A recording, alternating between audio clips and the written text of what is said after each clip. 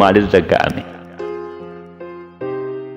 Qooda koon saba koof afaan ta'uu murteesseen fudhadhe. Tarii tasa deemee yoon deebi'uu hanqadhe. Seenaa kiyya mul'isaa ilmaan kiyya guddisaa jedhee waan garaasaa himee lafa naqee taajjabaaf nu laatee biyyan galle dhaqe. Hacaaluu ifaan akka kee tokkitti gaafa dhibde fokkifti. Dhiirri akka kee tokkitti gaafa dhibde fokkifti. Wiixata galgala guyyaa hamaa sanaa akkuma lakaanii nan deebi'a jedhee nagaa ba'ee mana yoom dhufaatu eeganii aati warraaf ilmaansaa wanta iyyaadamin bakkee adii keessa argame du'aansa. Erga du'unsaa dhaga'ame uummati Oromoo na'eetu weerare warri itti yaadee kiyyeessee galaafate gammadee geerare.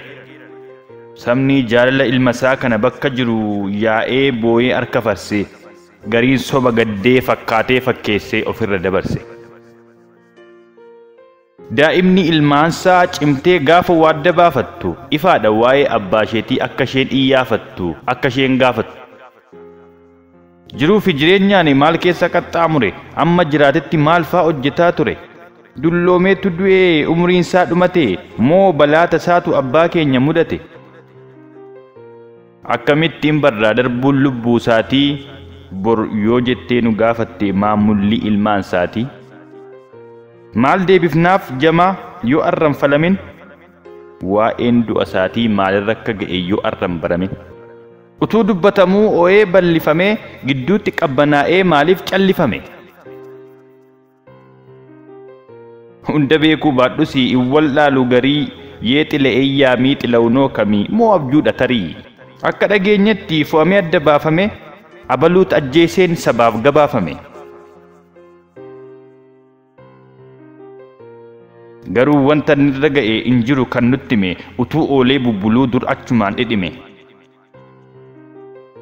Akkuma waa'ee Ramadaanan kaafneetti akka wanta laayyoo waa'een baafneetti maaliif waa'een du'a isaa achi buutee dhabame eenyuutu ajjeesee yakkaa maal ana irratti qabame.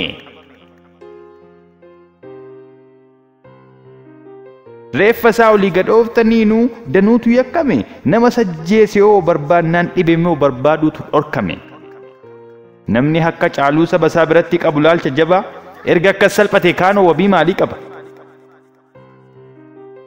Gowwomsaa xobbeetiin golguuf yoo yaalan qabu moonyeen hin qoraafamu fudhatama hin qabu. Garaan nu gubatee qalbiidhaa cabnullee waa'ee du'a isaa beekuun gaariidhuma waan goonu dhabnullee. Uumaan afaan miti hojii keenya laala afaan toluun dansa hojii toluutu caala. Kokkee ishee qabneerraadha dura duun dhaga'ame waa'een du'a Hacaaluu maalirra ga'ame. Ni lafa malee lafee addaan hiniru nutwaa irraa tolee kan nuti